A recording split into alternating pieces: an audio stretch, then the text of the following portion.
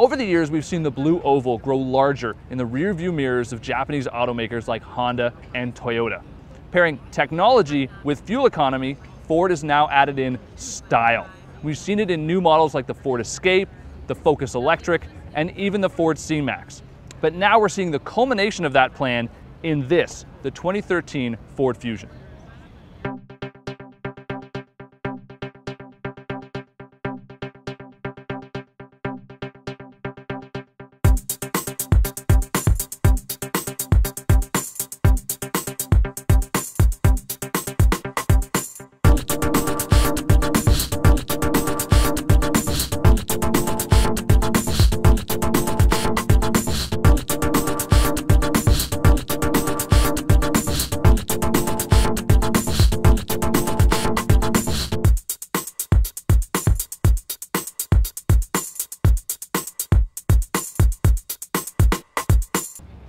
Its attractive qualities are self-evident, and it's obvious that when Ford sold off Aston Martin, they kept at least a few of the designers.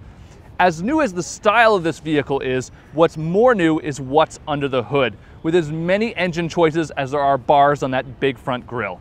I'll warn you, this is a lot to digest. The base powertrain is a 2.5-liter four-cylinder, making 175 horsepower and getting 22 miles per gallon in the city and 34 on the highway. At the opposite end of the spectrum is a smaller but turbocharged 2-liter. Now it makes 240 horsepower and 270 foot-pounds of torque and gets a pretty impressive 22 miles per gallon city and 33 highway.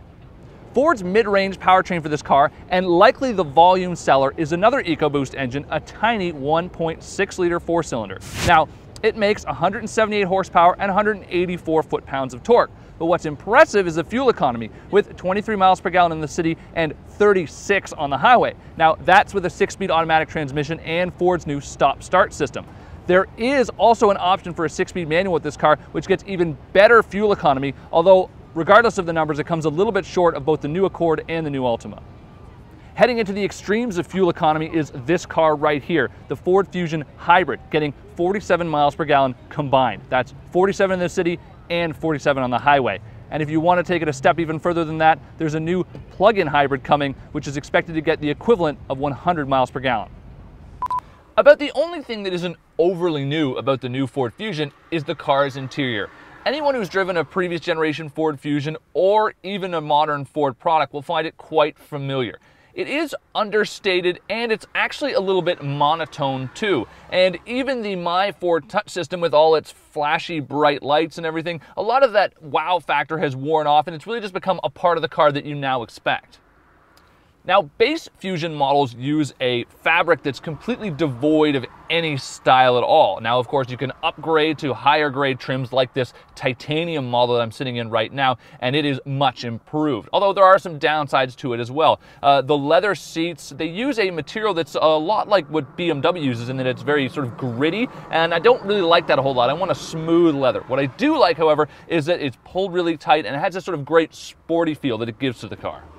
What is new about the new Fusion are the available features on this car. You now can get a pre-collision system with the car, as well as adaptive cruise control. And topping it all off, there's a lane keeping feature as well. It will not only notify you if you're leaving your lane by vibrating the steering wheel, but if you keep going over, it'll actually add torque to the steering wheel to pull you back into your lane.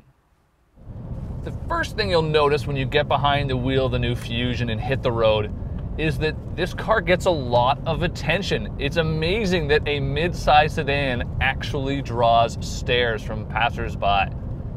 Like the rest of the modern Ford lineup, the steering on the Fusion is very good. Now, it's not overly responsive, but it is very good for this type of vehicle. And I do like that it's not overtly heavy, they're not trying too hard, and it doesn't feel fake, it feels very natural. The handling on the car is quite impressive, especially on this titanium model I'm driving right now, with the largest 19-inch wheels and some good tires on the car as well.